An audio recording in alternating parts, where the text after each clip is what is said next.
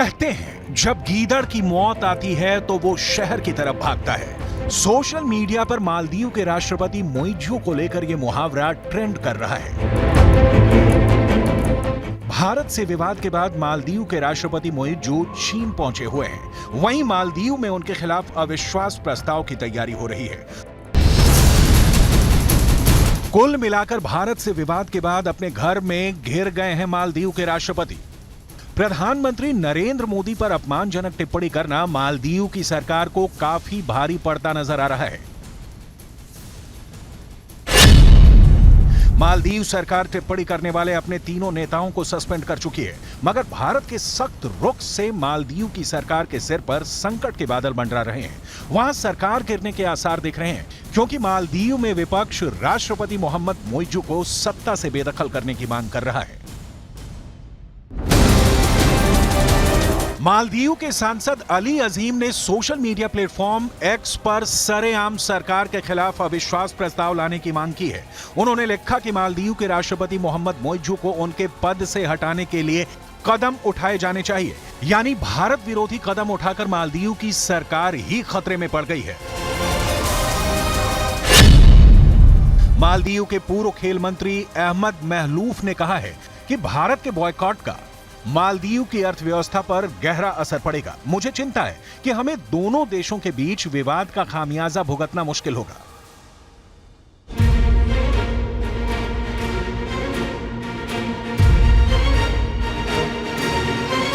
इसकी वजह विवाद के बाद से 2 दशक में ऐसा पहली बार हुआ है जब लक्षद्वीप को गूगल पर सबसे ज्यादा सर्च किया गया है। सोशल मीडिया पर लक्षद्वीप पूरी दुनिया में ट्रेंड कर रहा है। प्रधानमंत्री मोदी के लक्षद्वीप जाने के बाद पूरी दुनिया में लोग लक्षद्वीप को सर्च कर रहे हैं।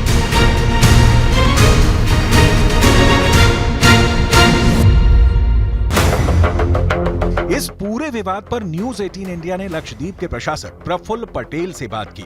उन्होंने लक्षद्वीप का दौरा करने के लिए प्रधानमंत्री की जमकर तारीफ तो की ही, ये भी कहा कि लक्षद्वीप पर्यटकों का स्वागत करने के लिए तैयार है।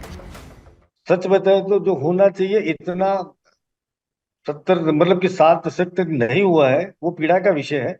लेकिन टूरिस्ट की जितनी भी आवश्यकता है, इसको पूरा करने के लिए हम पूरी ईमानदारी से, पूरी निष्ठा से, पूरी ताकत से लगे हुए हैं। वहीं प्रधानमंत्री नरेंद्र मोदी की ये तस्वीरें मालदीव के घर घर में देखी जा रही हैं। मालदीव की सत्ता के गलियारे से लेकर आम लोगों के बीच बस इन्हीं तस्वीरों की चर्चा है। वजह है भारत में चल रहे बॉयकॉट मालदीव का कैंपेन। अभिनेता अमिताभ बच्चन से लेकर क्रिकेटर सचिन तेंदुलकर तक मालदीव के खिलाफ पोस्ट कर चुके हैं। भारत और प्रधानमंत्री नरेंद्र मोदी के खिलाफ सोशल मीडिया प्लेटफॉर्म पर मालदीव के मंत्रियों की अपमानजनक टिप्पणियों की Maldives association of tourism industry ने कड़ी निंदा की है। एसोसिएशन का कहना है कि ऐसी टिप्पणियों की निंदा करते हैं क्योंकि हमेशा मुसीबत के वक्त भारत मालदीव के बचाव में सबसे आगे रहता है। इस बीच न्यूज 18 को सूत्रों के हवाले से बड़ी जानकारी मिली है। हमारे सूत्र बताते हैं कि मालदीव की सरकार कट्टरपंथियों के दबाव में भारत विरोधी स्टैंड ले रही है।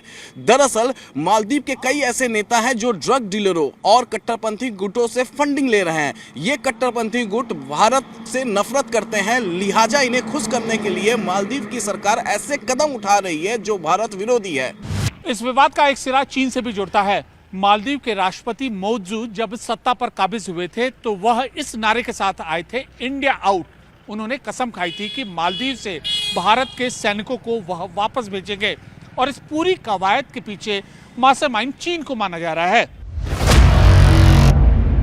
भारत और मालदीव का रिश्ता ऐतिहासिक रहा है। दोनों देशों के बीच का संबंध इतना गहरा रहा है कि मालदीव में नया राष्ट्रपति अपनी पहली विदेश यात्रा में भारत आता था। लेकिन मोहम्मद मोइज़ू अभी चीन में है, चीन के सामने नतमस्तक है। सवाल है, क्या श्रीलंका और पाकिस्तान के बाद अब मालदीव चीन का नया शिकार बनने वाला है? चीन के कर्ज जाल में फंसकर पाकिस्तान पूरी तरह से कंगाल हो चुका है। चीन के कर्ज जाल में फंसकर श्रीलंका आर्थिक तौर पर बर्बाद हो चुका है और अब उसी राह पर मालदीव है। कर्ज का दाना फेंककर कैसे मालदीव को भी ड्रैगन अपने खूनी जबड़े में फंसाने की तैयारी में है, इसका कच्चा चिट्ठा हम आगे खोलेंगे। उससे पहले आइए ये जानते हैं कि कैसे मालदीव में कट्टरपंथियों का दबदबा बढ़ता जा रहा है।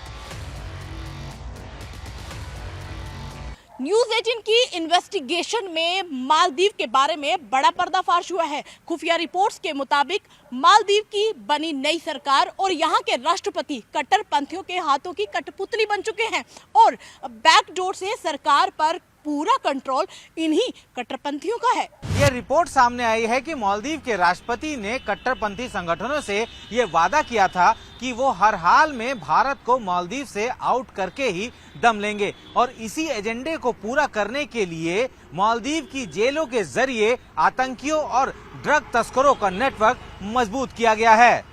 अब जो जानकारी आप तक पहुंचाने जा रहे हैं वो बेहद खास है, बहुत अहम जानकारी। न्यूज़ 18 इंडिया को सूत्रों से मालूम चला है कि बीते कुछ साल में बड़ी तादाद में, बड़ी संख्या में मालदीव से युवा सीरिया में आतंकी संगठन ISIS में शामिल हो रहे हैं। इतना ही नहीं, कट्टरपंथियों के गुट मालदीव के राजनीतिक दलों को पैसे तक पहुंचाते हैं और साथ ही साथ मालदीव के राष्ट्रपति मोहम्मद मुइज़ू के इन कट्टरपंथियों से रिश्ते भी हैं। यह बहुत बड़ा खुलासा है सूत्रों के हवाले से और इस वजह से वहां की सरकार उन कट्टरपंथियों के इशारे पर काम भी कर रही है। आगे बढ़ते हैं। ये कट्टरपंथी मालदीव को एक कट्टर मुस्लिम देश बनाना चाहते हैं, इसलिए वो भारत के खिलाफ खड़े हैं, जबकि भारत और मालदीव की दोस्ती काफी पुरानी रही है। मालदीव के अंदर एंटी इंडिया प्रोपेगेंडा और वहां आतंक को बढ़ाने में चीन का भी हाथ बताया जा रहा है, क्योंकि दुनिया जानती है कि चीन के उकसावे पर मालदीव के मंत्रियों ने भारत विरोधी ट्वीट किया और जब मालदीव को लगा कि उनका दांव उल्टा पड़ गया है तो मालदीव के राष्ट्रपति मोहम्मद मुइज़ू सीधे चीन के पैरों में नाक रगड़ने के लिए पहुंच गए हैं। पिछले कुछ वर्षों में मालदीव ने चीन से भारी कर्ज लिया है। आंकड़ों के मुताबिक फिलहाल मालदीव की GDP का करीब 6.5 बिलियन अमेरिकी डॉलर है, जबकि मालदीव के बजट का करीब 10% हिस्सा चीन का कर्ज चुकाने में चला जाता है। भविष्य में अगर कर्ज समय पर नहीं वापस हुए तो मालदीव के आइलैंड भी चीन के हाथों में जा सकते हैं। वहीं 2023 में मालदीव आने वाले चीनी पर्यटकों की तादाद में अचानक से तेजी देखने को मिली है। 2022 में मालदीव पहुंचने वाले टूरिस्टों में चाइनीज 27वें नंबर पर थे, जो 2023 में अचानक से तीसरे नंबर पर पहुंच गए हैं। चीन हमेशा जिनके साथ डील करता है उन्हें बर्बाद करके छोड़ता है। भारत के साथ तनाव का चीन पूरा फायदा उठाना चाहता है, इसलिए मुइज़ू के समर्थन में चीन ने उनकी यात्रा को मालदीव के हितों से जुड़ा बताया है। लेकिन पूरी दुनिया जानती है कि अगर भारत के लोगों ने मालदीव से मुंह मोड़ लिया तो उसका बैंड बच जाएगा। मालदीव की अर्थव्यवस्था में पर्यटन की हिस्सेदारी बहुत अधिक है। वहां GDP का करीब 28% हिस्सा टूरिज्म का है और आंकड़े बताते हैं कि मालदीव की सैर करने के लिए सबसे अधिक सैलानी भारत से ही जाते हैं।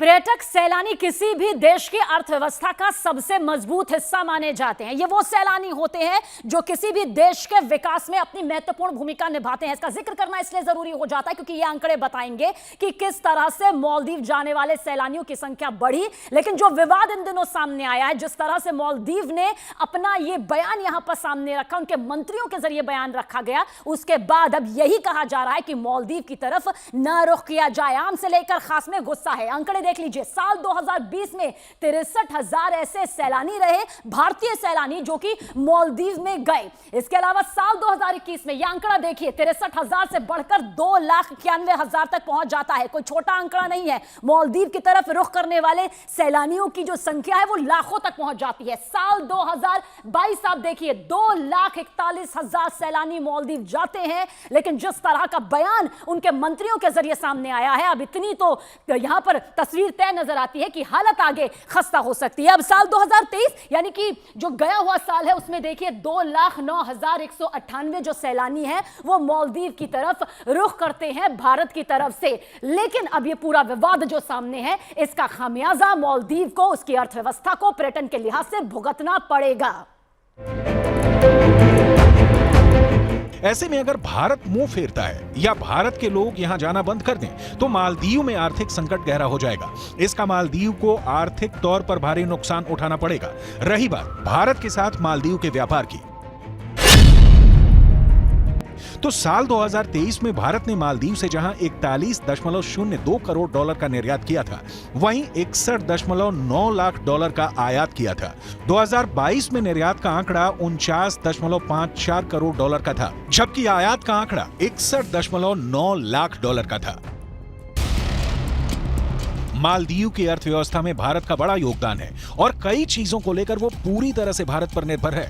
लेकिन मालदीव में चीन समर्थित सरकार के सत्ता में आने के बाद से भारत के साथ उसके रिश्तों में काफी तनाव आ गया है। आइए अब आपको तफसील से बताते हैं कि ये पूरा मसला है क्या और आखिर शुरू कैसे हुआ। दरअसल प्रधानमंत्री नरेंद्र मोदी लक्षद्वीप के दौरे पर जाते हैं और वहां से अपनी एक शानदार तस्वीरें जो हैं वो यहां पर उनके जरिए भारत के लोगों के लिए साझा की जाती है कि देखिए लक्षद्वीप आखिर कितना खूबसूरत है, कितनी भव्यता अपने में लिए हुए है। पीएम मोदी की तस्वीरों ने लक्षद्वीप के मालदीव से बेहतर होने की जो चर्चा है वो वहां पर तेज हो जाती है, यानी कि लोग आपस में इस बात को लेकर चर्चा करने लग जाते हैं कि मालदीव से भी ज्यादा खूबसूरत देखिए किस तरह से लक्षद्वीप है। मंत्री मरियम शूना ने प्रधानमंत्री नरेंद्र मोदी पर आपत्तिजनक इस तस्वीर को देखने के बाद वो कर देती है, उनकी तरफ से ट्वीट आता है जिसके बाद घमासान यहां पर मच जाता है। और मंत्री मालशा शरीफ ने भी प्रधानमंत्री नरेंद्र मोदी पर अपमानजनक पोस्ट यहां पर उनके जरिए भी कर दिया जाता है। मंत्री अब्दुल्ला मेजूम माजिद ने भी भारत का मजाक इस तस्वीर के सामने आने के बाद उड़ाया, जिसके बाद यह पूरा विवाद पूरी तरह से यहां पर फैल जाता है। और देखिए भारत की तरफ से कदम जो उठाए जाते हैं उसके बाद मालदीव जो है वो यहां पर झुका नजर आता है। अपने तीनों ही डिप्टी मंत्रियों को उनके जरिए बर्खास्त कर दिया जाता है, निष्कासित कर दिया जाता है। विवाद बेकाबू होता नजर आया तो डैमेज कंट्रोल के लिए मालदीव सरकार ने अपने तीनों मंत्रियों को सस्पेंड कर दिया। लेकिन भारत विरोध के खिलाफ मालदीव में हंगामा ऐसे बरपा है कि अब बात मालदीव के राष्ट्रपति के खिलाफ अविश्वास प्रस्ताव तक पहुंच गई है।